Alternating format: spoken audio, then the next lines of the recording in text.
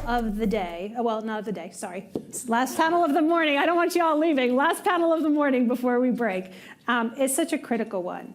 And it's about youth development and protection of female athletes in sport. What do we know? We know that whether we like it or not, we are all byproducts of our environments. When we are young, we don't have the choice where we live, and we don't have choice about our environments.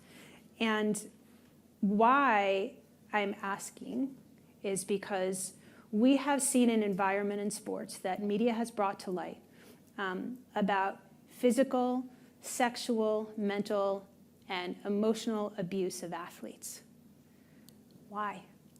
Sports is supposed to be everything good in life. Sports is where kids, girls are supposed to come and escape and find joy and community and build all the life skills they need to thrive in life. We know that sports participation reduces the likelihood of teenage pregnancy. We know that sports participation reduces the likelihood of drug and alcohol dependence. We know everything about sports should be good. Why isn't it? 5 words. I talk for a living because I'm not good at math. Governance and lack of accountability. Period. End of story. We don't need to look any further. So now we know why. The next question is what? And last year, SiGA launched the SiGA Universal Standards on Youth Development and Protection. And this was designed to provide a tangible way for sport to adopt and implement the highest standards and best practices in this arena. So what we're going to do now is we're going to get real. We're going to dive into the ugly side of the issue. More importantly, we're going to dive into the proactive solutions that are available to us to help mitigate risk and empower girls to reap only the positive benefits of participating in sports. We have a wonderful panel waiting, but before we get to that, Jessica Berman, who is the Commissioner of the National Women's Soccer League and Deputy Chair of SiGA America Advisory Board, has been kind enough to share a message with us on tape.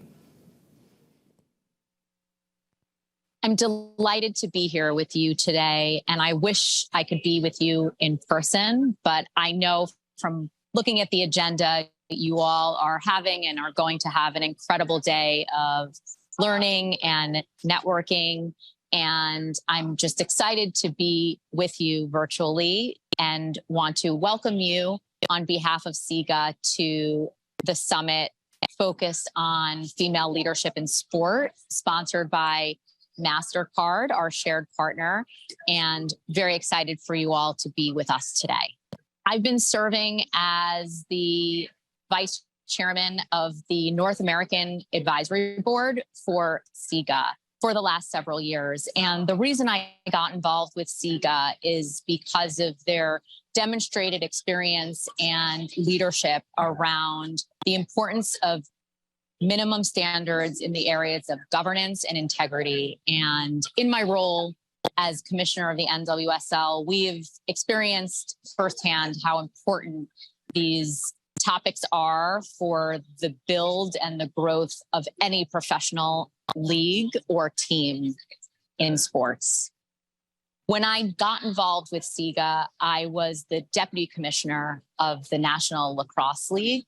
And prior to that, I spent 13 years of my career at the NHL. Most of my career was spent working on the areas of sport league operation focused on matters of integrity and the issues that drive the brand narrative and the trust and confidence that all key constituents and stakeholders have in sport in order to be able to unlock the growth potential from a business perspective. All of those experiences over the course of the last 2 decades have really empowered and informed the strategies and tactics and approach that we are currently using to build the future of the NWSL and really use the NWSL as a role model for what's possible when we come together as a community and build an ecosystem around women's soccer.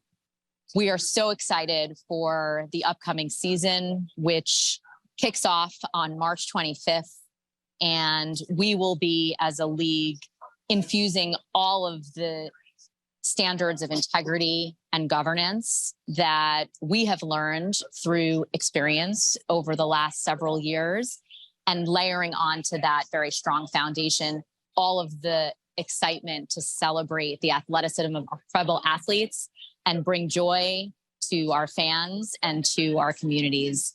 The work that the National Women's Soccer League has undertaken is informed by the incredible courage that has been demonstrated by our players, who have really shined a light on the incredible challenges that they have had to endure in women's soccer, and have put us in a position to be empowered to now create the safeguards through programs and policies and procedures that provide the protection and create the environment and culture that makes every player proud to play in our league. And that has been and will continue to be our North Star as we embark on the second decade of the NWSL story. Part of our growth story as we turn the page from the last year of challenges has been about ensuring that we are in the places and spaces where our fans live, even if they don't yet know that they are our fans. We're excited to be in a position to expand our league, and we are proud that next season, for the 2024 season, we will be 14 teams. News to come on that front, hopefully in the coming weeks. We're also really focused on our future media distribution strategy, and we are actively in negotiations with media properties to determine for the 2024 season where our fans, future and current, will be able to watch and enjoy our games, and looking at new ways to reach fans, whether it's through content creation, social media, gaming, and other mechanisms that we know offer us an opportunity to reach people where they are, and particularly to grow this demographic of new fans in the next generation who we know and have seen through data are engaged and ready to support women's soccer. In conclusion, I just want to thank you for giving me a chance to join you through these short remarks. Wish you a great summit, and excited about the fact that tomorrow is International Women's Day, and an opportunity for us to celebrate, elevate, and acknowledge the incredible contributions of so many female leaders in our industry, many of whom are in the room. And I continue to be inspired by all of you and look forward to what we can accomplish together. Thank you to Jessica. Knowing her a little bit, the NWSL has been through it the last couple of years. A lot of very disappointing realities have come to light, but Jessica's got a tough job and she knows it, but she is completely committed to getting a league full of wonderful teams and wonderful people turned around. This panel is split. We've got two rock stars virtually, Dana Resnicia-Zola, who's the deputy chair of the management board of FIDE. Also visiting with us virtually is Sarah Axelson, VP of Advocacy for the Women's Sports Foundation. And in the room, we have Karen Korb, wheelchair tennis two-time Paralympian, 10-time member of the USA World Team, SiGA champion, and member of the SiGA Council and the SiGA Grid Committee, Vice President of Strategic Partnerships for IMG Academy, Vanessa Tavares, and moderating this panel is Mark Riccio, who is the CEO of USA Lacrosse and an advisory board member of SiGA America. Come on in. Web3. Oh, yeah, three. Middle three? Got it. All right. First thing I'm going to do is reverse Karen and Sarah. Yeah. Sarah's here live. Karen is here. All that tech development that they were just talking about on the last panel. I'm just a hologram. All right. So first and foremost, welcome. Pleasure to be here. This is always meant to be interactive. So at any moment in time, if anybody has a question, either on a comment Please feel free to raise your hand. Don't worry about waiting any moment in time for the right time to ask questions. It's always a good time to ask questions. So we're going to dig into it.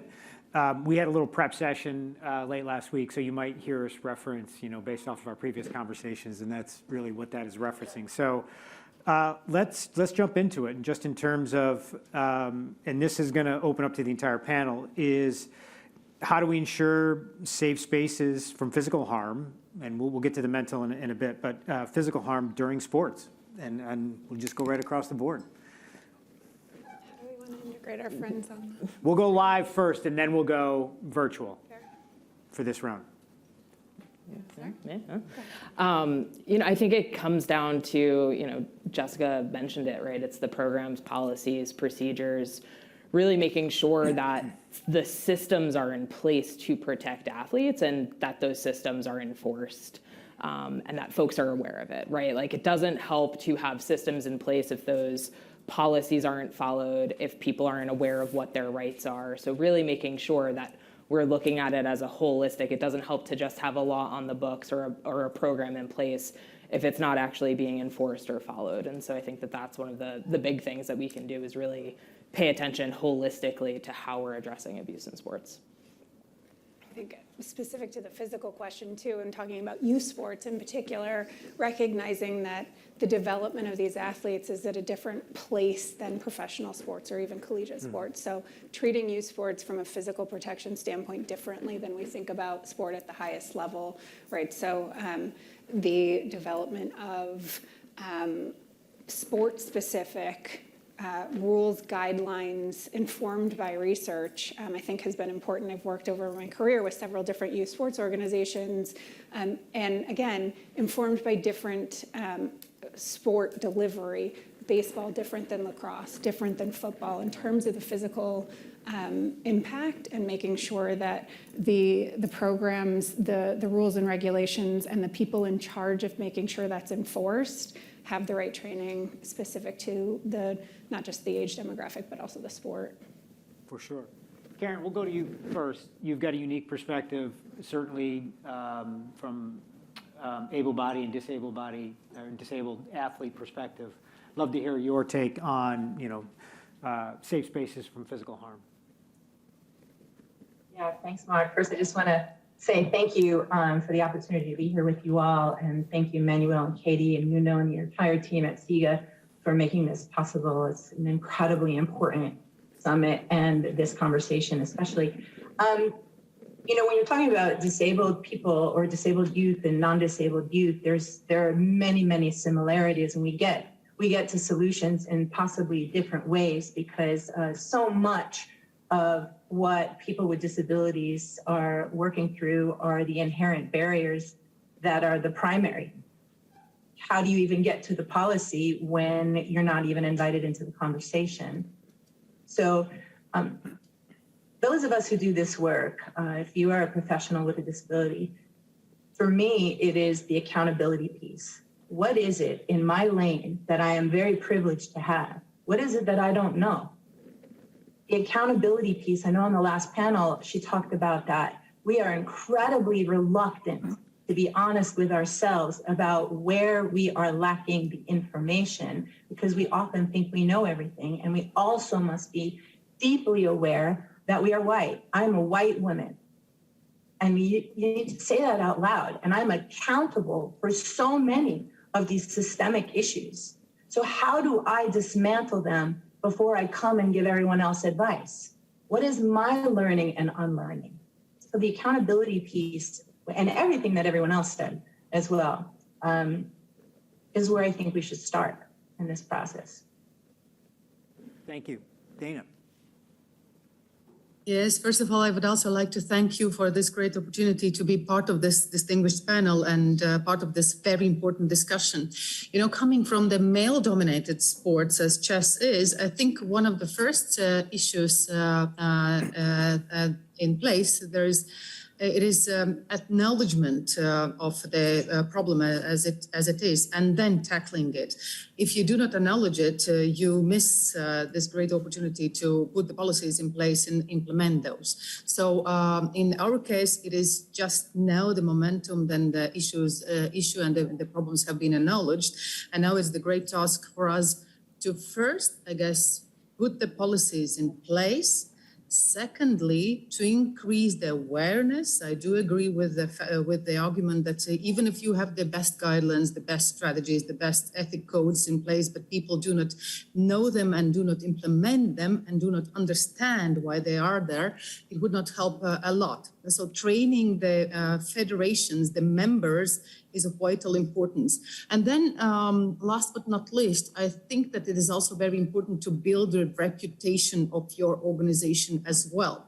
Because even if you would have the mechanisms in place, for example, the reporting mechanisms, the safeguarding principles, but people would not trust you, it would not help. So starting from your own reputation, putting the reputable people in high-end positions till the very practical examples when you do get a report, when you see the problem and then really bring it to the results and demonstrate them, would build the trust so that the kids, the women, who are exposed to abuse would really approach you and believe that you could help.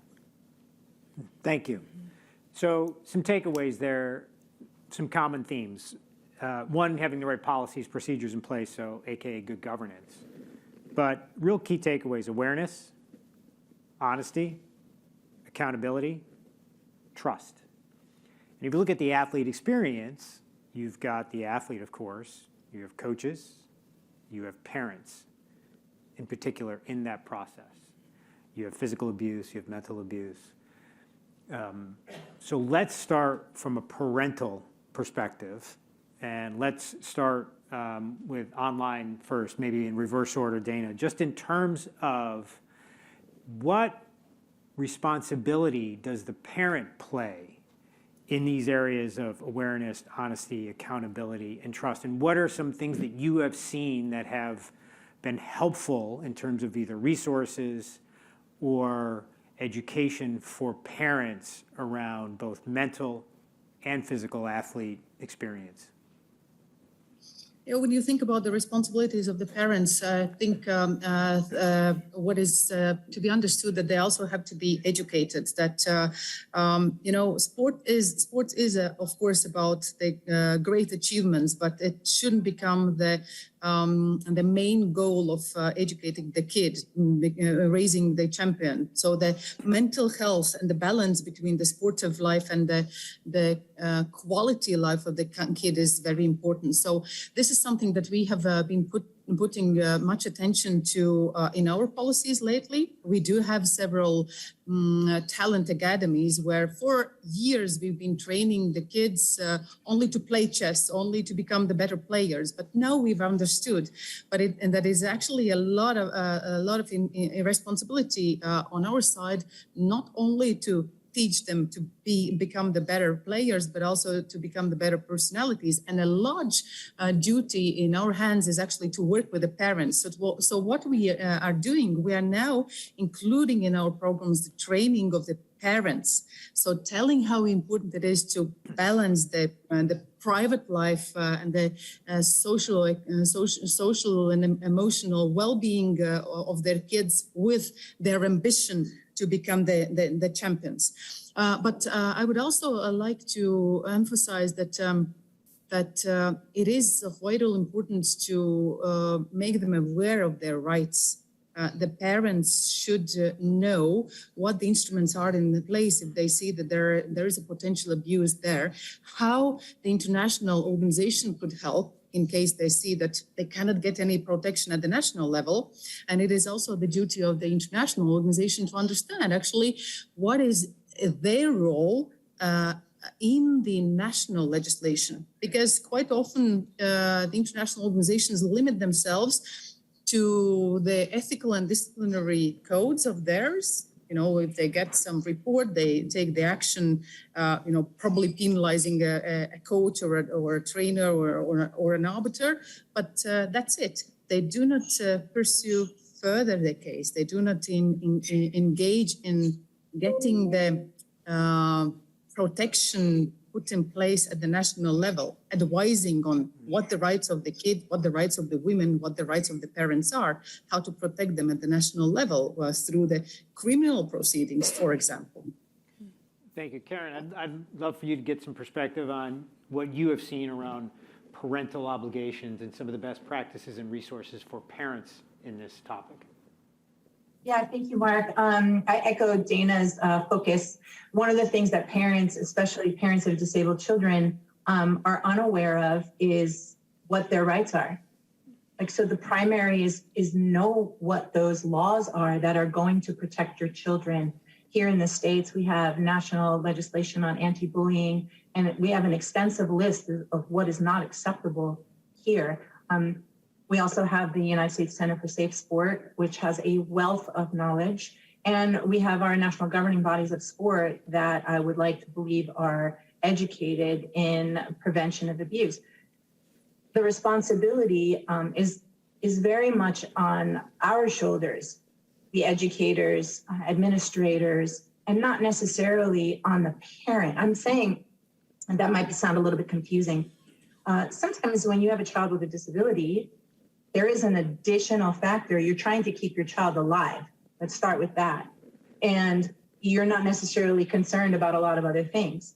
And then another thing is to recognize not all families have parents, not all children have parents, and they also don't have traditional parentage. So that's another factor, not just with disabled children, but also non-disabled children.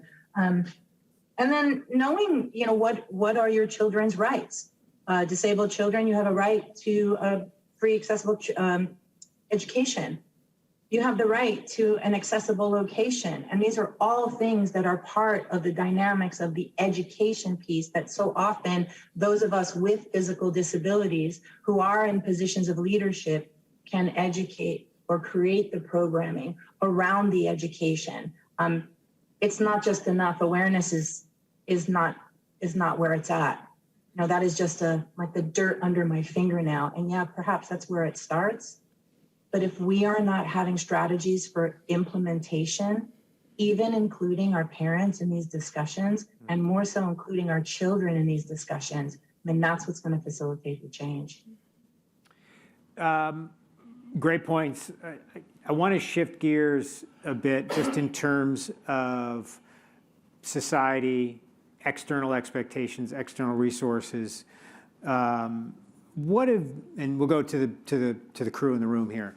What have you seen in terms of expectations of partners or media entities or key stakeholders in the sports ecosystem around wellness, safety for athletes?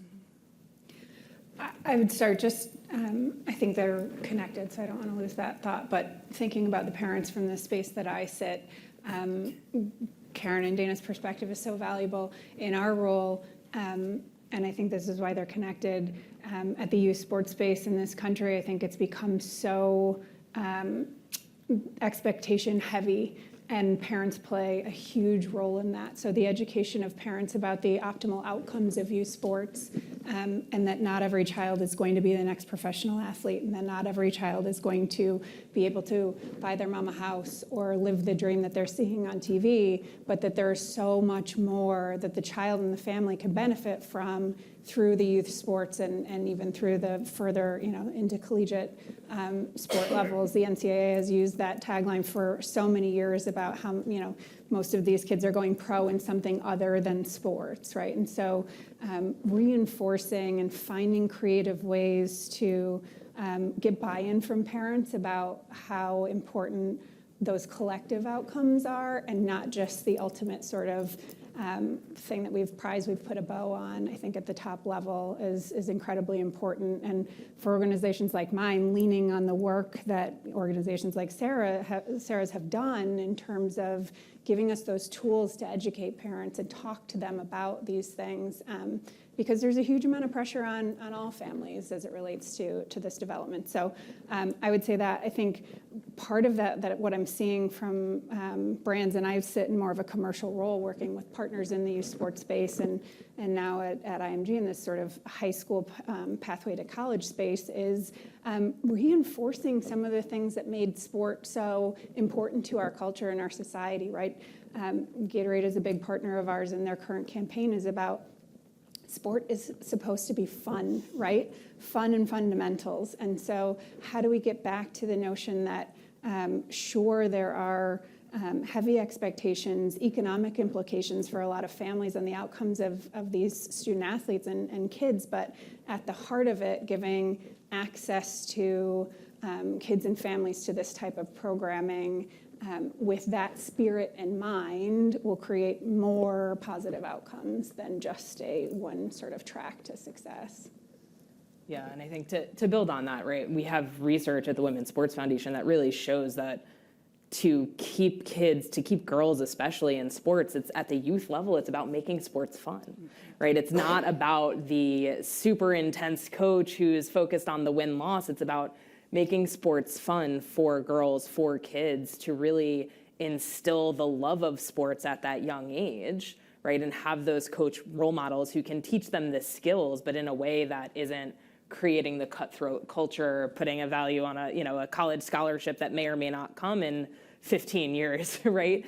To really focus on instilling those initial values of sport, why we all likely, right? I saw the hands raised earlier in the room, why we all started playing sports in the first place, why we stuck with it, and instill those values young and relay that to the parents as well. I mean, I coached Little League softball for a few years, and it's a range of realities, right, of the parents that are in that space. But one of the things that stuck with me was, as a coach, the ability to really instill that love with the athletes, but also talk to them in a way and on a different level, in a way that they're not going to listen to other folks, right? That you have such a formative role in that child's life, and valuing that and really taking that with a huge level of responsibility as well, right? I had a mom come up to me, she had 2 daughters on the team, and they were bickering back and forth because they weren't twins, but they were super close in age, that they were on the same team in the same age bracket.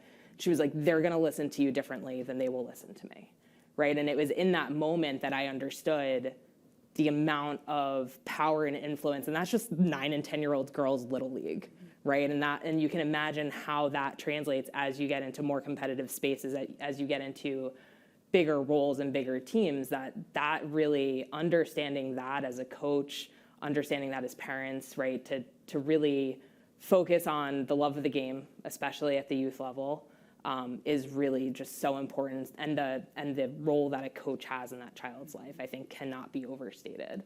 But to the point of brands, I think, kind of having 2 conversations here, right? But what we've seen also is that there is the ability, especially as we're looking at safeguarding of sport and safe sport, you know, we've even seen brands where maybe the safe sport training here in the US is not a requirement of certain programs because of where the sports program falls. It doesn't technically fall under the umbrella of safe sport here in the US. But we've even seen brands who have said, in order for us to fund you, right, you need to have all of your employees safe sport trained. So I think that there are things that, even if it's not, right, like the policies and the laws are the floor, not the ceiling, right? Like, we can go above and beyond just because safe sport training is not required for a certain program because they don't fall under that NGB umbrella, does not mean that we can't say, hey, this is a valuable training and your coaches should take it, right? So I think that that's the other thing too, is just because it's not a requirement, there are resources and values, and there are ways for brands to even get behind that and help push the conversation forward, even if it's, you know, just taking trainings that are maybe optional and making them required or recommended.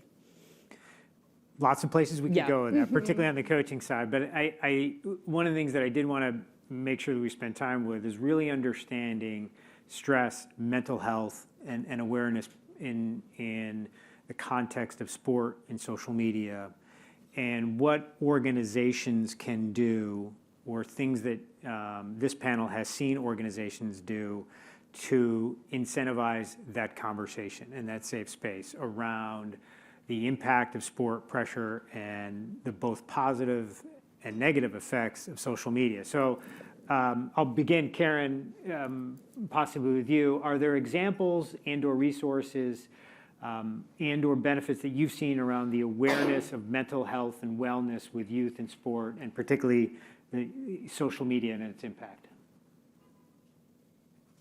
Yeah, that's a massive question. Thanks, Mark. I think I really want to, some quick things that we can all do is, just to address the social media part and the mental health. I mean, we pretty much know the illusion of social media and what that's been creating, specifically for girls and women. As we know that gender is often, not even often, it's a social construct, how we're supposed to be, how we're supposed to act, what is appropriate, how you're supposed to dress, your weight, all the things. It's like having another full-time job. And then you put disability or any other intersection into the mix. And then you have another disparity of your time and where you're spending your time. Some basic things, check privacy settings, have conversations that are transparent. What are the things that have been working? When you're thinking about girls with disabilities, we are working with all of the constructs of girls without disabilities, and then an additional layer. One of the things that we are often taught, we face microaggressions daily. Non-accessibility, you can't get in. There's the doubling down of harm. Just statistically, I wanted to throw some numbers up, because I don't think the audience is really aware of what women and girls with disabilities are facing with respect to the levels of abuse. So when we're not promoting inclusion and diversity in our leadership and also representation of disabled women in leadership, we're not showing our girls what is possible. So they are relegated often to what I call the Scooby snacks. And we're supposed to be grateful for those crumbs. So in 2020, the World Health Organization came up with some data that children without disabilities, children with disabilities are 3.7 times more likely than children without disabilities to be victims of any sort of violence. And then they are 3.6 times more likely to be victims of physical violence.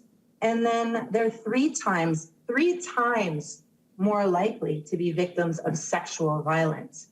Very often we have a tendency to also infantilize disabled children. You can think about your own lives, and if you've ever talked to a disabled person, has your head ever done the tilt and the lean in? Let's stop doing that. Let's stop doing that. And again, Mark, I could talk about this subject for hours, because we are just getting started. We as a population of disabled people are just coming to fruition and recognizing 30 plus years after the passing of the Americans with Disabilities Act. That's literally 3 decades of now children who are adults who have received education. So we are in a different framework and a different narrative around disability, where we're not necessarily just focusing on disability rights. The conversation is about justice and the demand for inclusion in every space.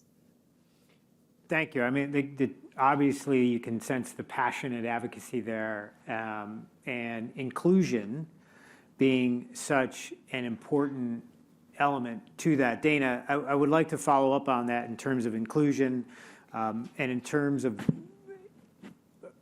cultivating a space where athletes can feel comfortable talking about their mental state. And either some of the things that you're doing or you've seen within your organization that help cultivate that inclusive, safe environment, particularly around mental well-being. Yes, if I may share our experience, only 10% of all the internationally rated players in chess are women. And we see that especially after 20s, 30s, you see that the numbers of women drop notably. And that is largely connected with the fact that women are to balance the family and professional life. When they get kids, when they get family, many of them are forced to leave. And sports ladies, they're very competitive.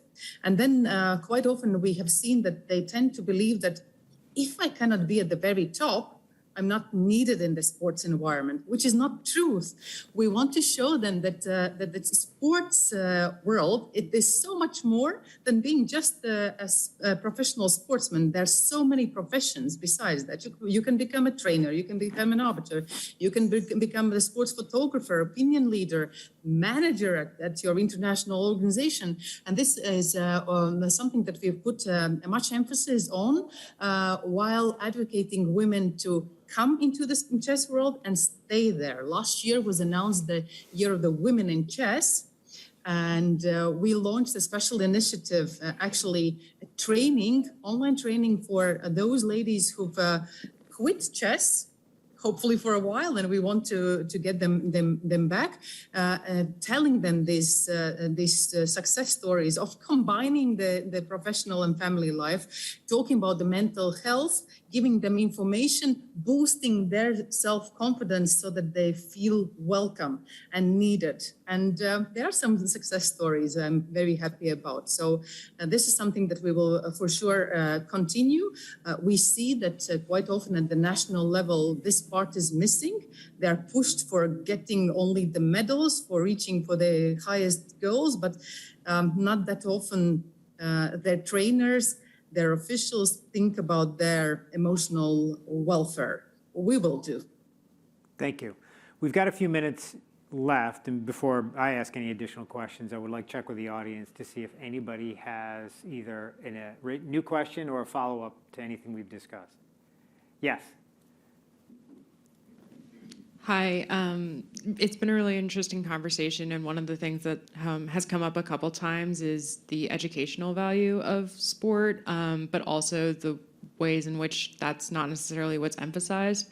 And I was just sort of wondering if you all would be willing to elaborate on how do you protect those other values that you want to have and not just allow youth sport, including middle school, even high school, to just be a pipeline to professional sports and allow it to be all the other things. Do you want to give it a run? And how much time do we have, right? 2 minutes and 37 seconds.